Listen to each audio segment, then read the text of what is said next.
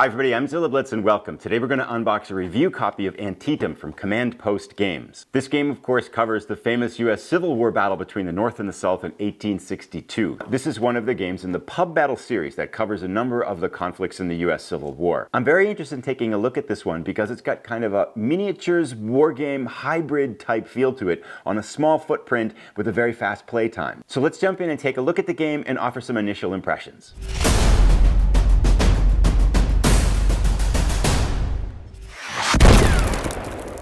Before we open this one up, I do want to say a couple things about it. First up, I've not done an unboxing like this before. I've not seen a game like this before.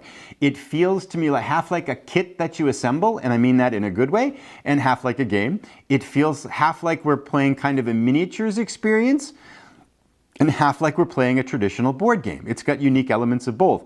And it's all wrapped in this kind of pub battles theme. Now, Antietam is one game in this larger series of pub battles game focusing on the American Civil War.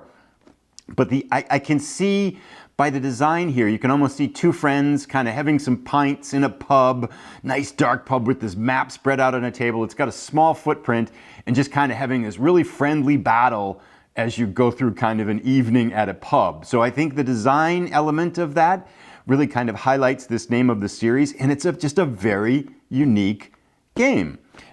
And so let's open it up here. This again from Command Post Games. I'm going to open this up and we're going to take a look at first the rule book here. Now there are two rule books with the game. Again, because Pub Battles is a series of games covering a number of battles, we're going to get the Pub Battles standard rules. This is version 3.2, copyright 2021, and then these are the rules for Antietam, the individual scenario that we've got.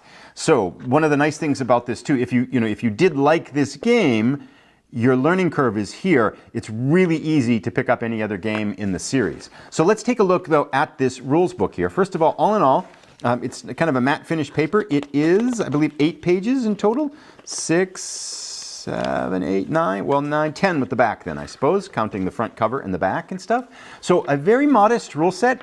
I read this on the plane the other day. I didn't have the game with me, so there are a few questions that I had as I went through it, but everything seemed to make sense. I do think it's going to be a little bit of a learning curve for me because I don't have a miniatures background, and some of the aspects of this game feel like a miniature system. So it's this hybrid, if you would, between miniatures and a board game. And I feel almost like I've been talking to another gamer that I'll mention at the end here, and another YouTuber that I'll mention at the end, who said one of the challenges for a wargamer is you kind of have to forget some of the things you know about war games and some of the things you assume about this game in order to play this one. So I feel like I kind of have to unlearn a few things. There's a couple of things I want to mention here on the scale. Within the miniatures theme, the scale is 16,000 to 1, and it mentions that Kriegspiel is 8,000 to 1. Now, I've not played Kriegspiel and I'm not familiar with it, but it sounds like the way the rules are written that many people might be familiar with that one. So what it means is that 3 3/4 of an inch on our map is going to be equal to 1 mile. Now we can see there's a lot of good graphics here. Each one's kind of sections are labeled. The rules, I brought this game I introduced it in what I think might be as a contender for a best beginner war game.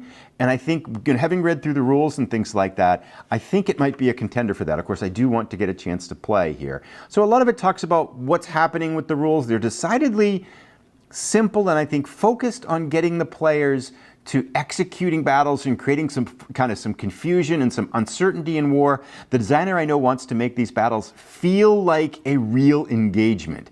So you're more kind of playing a battle out rather than playing a game of a battle, if that makes any kind of sense. So we have some movement examples, different kinds of things like that, and pretty straightforward, I thought. Some supply, you've got command and control, and then kind of some elements for night and things like that. So a lot of different kind of mechanics, but nothing overly complex. And then in the back here we have the terrain effects chart, which lists the terrain on the left, and then movement impacts on movement and combat here. And then down below we can see the movement range, although we'll see this a little bit later as we go forward. So that's the very modest rule set for the entire series of Pub Battles. And then this is the rule set for Antietam, which is, it says 6 pages, but again, we got a front and back, we got a blank page here, so very modest rule set. This really only has 4 parts to it, if you would. It has historical background for the battle right here, so a 1-page kind of overview of the battle. And again, Antietam The bloodiest day in United States history, with about 23,000 casualties, fought in what very well was, it could have had decisive impact for both sides in the war here. These are the special rules for Antietam and how to win the game, the victory conditions. So again, 4 rules there really to kind of tell you what the special cases are for the scenario. So very much the load in this game carried by the standard rules in the series, and a very modest kind of changes to that based on this particular scenario. Here is our order of the battle, and these are what the pieces are going to look like. We'll see these next. We have 3 different types. Here we have the Union order of battle, slightly larger than the Confederate order of battle. And then this is the map with the setup instructions where you can put different units as you're starting up the battle. And pictures of generals, and we're done. So super simple, unique rule set for this game. Let's take a look at some of the pieces. Blue bag for the Union, gray bag for the Confederates here. And the pieces in here, we've got 4 things inside these bags. We have units, we have the chits, and then we have the headquarters. Now, I'm not 100% sure. Let me dump some of these out here. So, and then we have some dice in here too. So dice is involved in combat resolution. So we have some blue dice for the Union, gray dice, I think, for the Confederates here. These are our troops, if you would. And it could be cavalry, infantry, and kind of baggage trains and things. This has kind of it's got a very neat feel to it. I think it's intentionally done with a slightly gritty edge to it, which looks really cool and feels really cool. So it's got, again, kind of getting that Pub Battles theme. It feels like you're holding little pieces of wood. And I like the fact that they're intentionally not perfectly smooth or overly glossy. It's got, again, I think it fits in nicely with that kind of Pub Battles theme. And then we have 2 other smaller pieces. I'm not 100% sure here, but I think the smaller square ones are the headquarters pieces which go on the map. And then I think these are the chit. There's a chit pull system that has some unique mechanics attached to it to kind of change the order by which the units activate based on the pulls and what you can do with those. So these, I believe, are the chits, and then as we'll see, there's a lot of different labels that you can that we're going to be putting on these as we get ready to play. So let's put the the Union Army back in its bag here. All right, so we get the Union forces all set here. Let's just take a quick look at the Confederate forces. Roughly similar. We're not going to spend very much time on these, but nice kind of a darker gray, very kind of distinguished in the same kind of thing. We've got some dice in here. If we look at the dice, come on out, and yep, red dice here for the Confederates. This is the 8-sided die. I confess I either forgot what that's about, but I'm surprised but it must be for something. Oh, this might be a turn marker, maybe. I think is what it's used for, but I might be wrong about that. All right, so Confederate forces off to the side here. Oh, actually, before we do that, interesting. This actually gets me kind of excited. I think these upcoming products. So we have Little Bighorn, so a little bit different theme battle. Marengo, Supremacy, so a bunch of different things that they're producing here with this same type of theme. This is one that caught my eye. Pirates, the Devil in the Deep, with little ships on it here too. So I think this is the idea, taking this theme of pub battles and expanding it past the American Civil War into different areas. That's pretty cool. Pirates, Dracula, Brandywine, and then Waterloo. So it looks like there's big plans for command post games. And I don't know how many of these and what stages of development they're in at this point, but some exciting plans for these. I'm really curious to see how this plays and to see how I like it again, because I've not played a game like this before. So this feels like I really have to have kind of Zen mind, beginner's mind, if you would, to kind of get this and to grok this. So I'm looking forward to the challenge here. Now, again, I mentioned that the game in some ways to me felt like a kit. So we've got a bunch of labels here. These, of course, are the Confederate labels. They're going to go on the sides of those longer rectangular blocks for your units. And again, has the leader's name on them and things like that. These, I believe, are the baggage trains and things. So a little bit of a stickers there. Then we have those are Confederate. Did I say Union? I'm not sure. These are the Union, of course, blue. So a much larger array with the general's name, some baggage trains here. G, I think, stands for green units. So these would be more like the militia level units. We've got some artillery and things like that. And then these must be cavalry units down here. So again, you're going to be putting the stickers on and kind of putting the game together. Now, there is one element, there isn't a dedicated solo mode.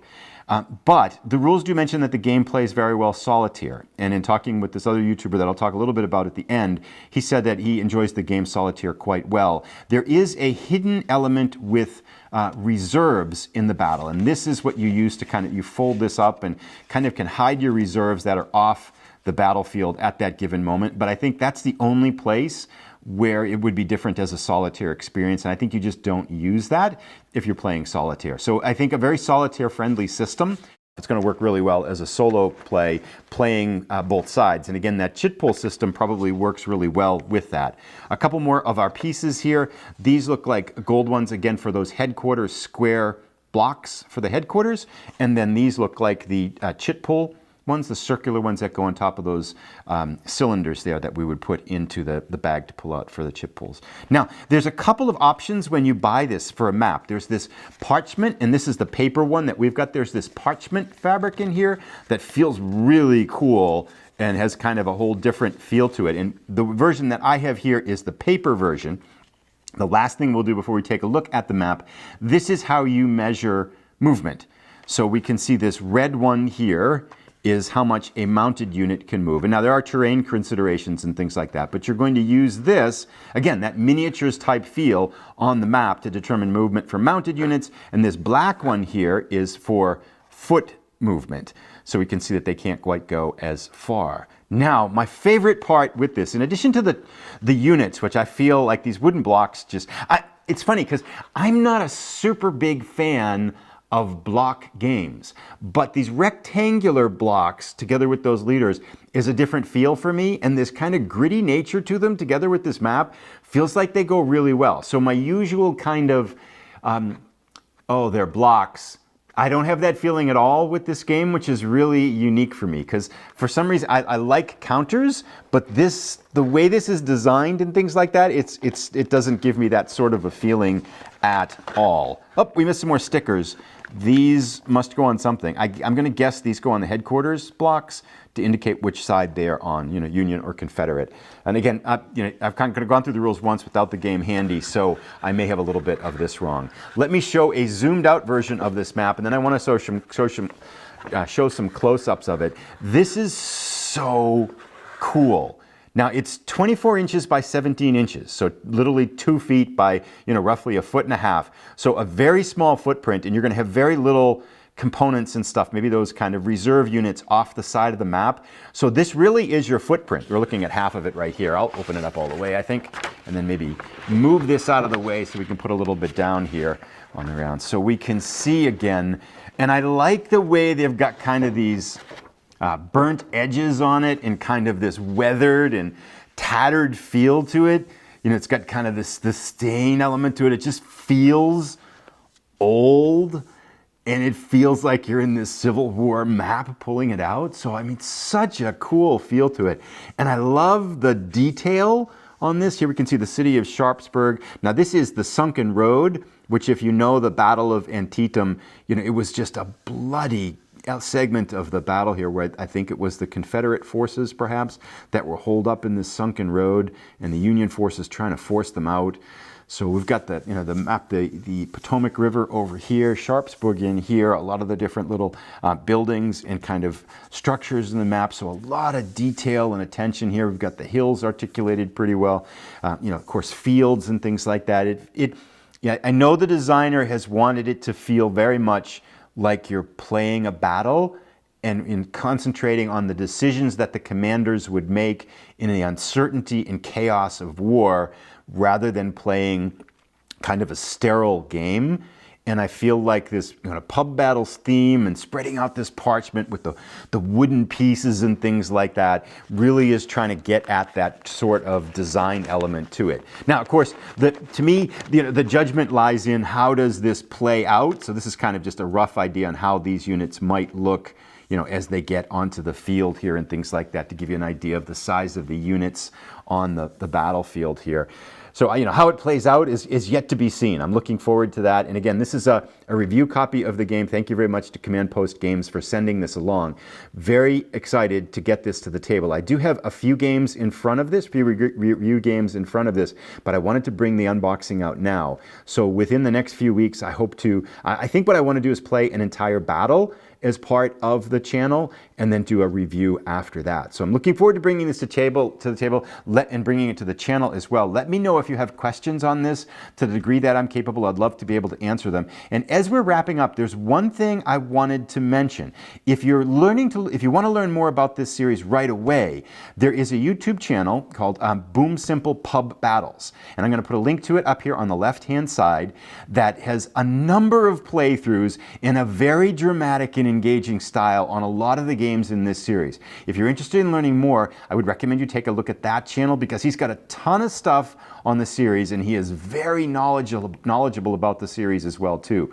So I want to thank him. He's the one that kind of introduced the series to me and set up this review copy coming to our channel. So thank you very much to him for doing that, and by all means please go check out his channel and give him a subscription if you like the looks of what he's got. It's really classy stuff, a lot of different kind of cool effects in his videos and great commentary, so I think you'll like it. And then on the right hand side I will put a link to my playthrough as I dig into the Battle of Antietam here and take a look at it.